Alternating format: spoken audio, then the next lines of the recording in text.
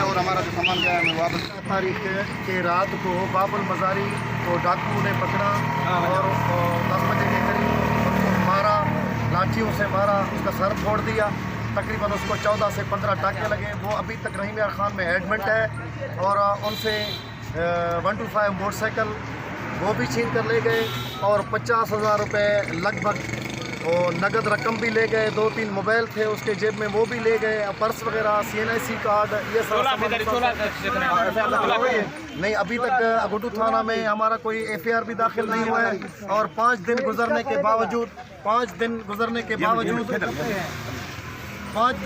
बावजूद अब तक किसी शख्स को गिरफ्तार भी नहीं किया गया। पुलिस का क्या कहना है? पुलिस का कहना है कि बस आप किसी के नाम बताएं, हम उनको गिरफ्तार करेंगे और हमें किसी के ऊपर शक शुबा इस वक्त तक नहीं है।